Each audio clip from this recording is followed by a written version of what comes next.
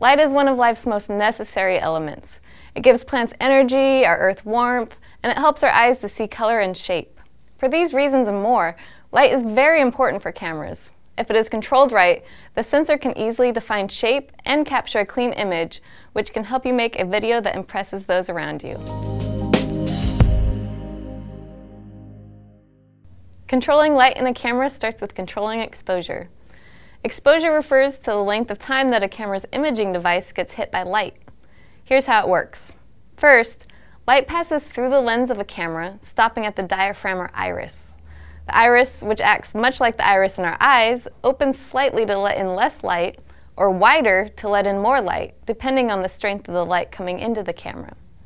Once it passes through the iris, in some cameras, it passes through the shutter gate. The shutter gate covers a sensor for a determined length, then opens to let light in. Lastly, light reaches a sensor where the photons that make up light are captured, collected, converted into electrons, and read by a computer. The more electrons in each pixel, the brighter that pixel will be during playback. The resulting ones and zeros then get written to a recording medium and read on a computer during editing or playback.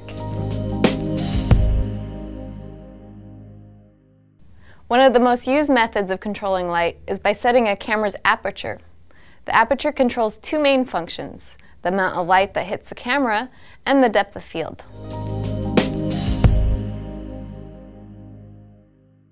The iris or diaphragm on a camera is a multi-bladed opening that controls how much light hits the sensor. Much like your eye, the wider the iris, the brighter the image gets. Aperture is measured in f or focal stops. Each stop down represents half the light that was previously entering through the lens. The tricky part to remember is that the higher the f-stop number, the smaller the opening. Because of this, f22 on a camcorder usually blocks the most light, while f1.8 usually means that the iris is wide open. Due to the way optics work, the wider the iris opening, the shallower the depth of field is in an image. Depth of field refers to how much of an image your lens can focus on at one time. If your lens can focus both near and far at the same time, you have a deep depth of field. If only near or only far, it has a shallow depth of field. Since an out-of-focus background can help you draw focus on your subject, a shallow depth of field is usually desired. So opening your iris to its widest setting, usually f1.8, will allow you to get the most shallow depth of field and draw focus to certain areas of your image. When controlling light, it is also helpful to know the functions of a camcorder's shutter. The shutter is a window that sits in front of the sensor in a camcorder. This window opens for a short period of time to cut down the amount of light that hits the sensor and to lessen motion blur. The simplest use for the shutter is to cut down on the amount of light that hits the sensor. By keeping the shutter gate open for only a short period of time, a sensor can gather very little light, making the image look darker. This can work well when in a bright outdoor environment. However, in a dark environment, the shutter is usually set to a slower speed. The most common use for shutter speed is to either create more or less motion blur in an image. Motion blur is when an object moves across the frame during the time that the shutter is open.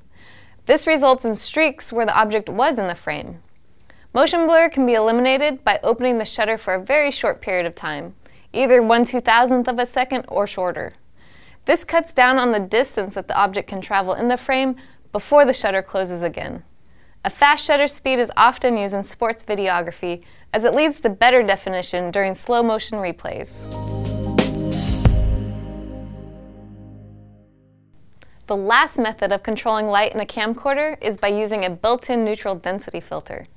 Neutral density filters are pieces of shaded glass that are placed in front of the lens. Their purpose is to cut down the intensity of the light entering the camera. Basically, neutral density filters act like sunglasses for a camera. They're usually located on the front of the camera and allow you to switch between 3 different levels of shade. Each filter is usually measured by how much light they cut from the camera in f-stops. The aperture, shutter speed, and neutral density filters in your camera are great tools for helping you control how light reaches your camera's sensor. Knowing how each one works and how to use them in concert with each other can take some time. However, that knowledge will result in beautiful images that can be captured under any lighting condition.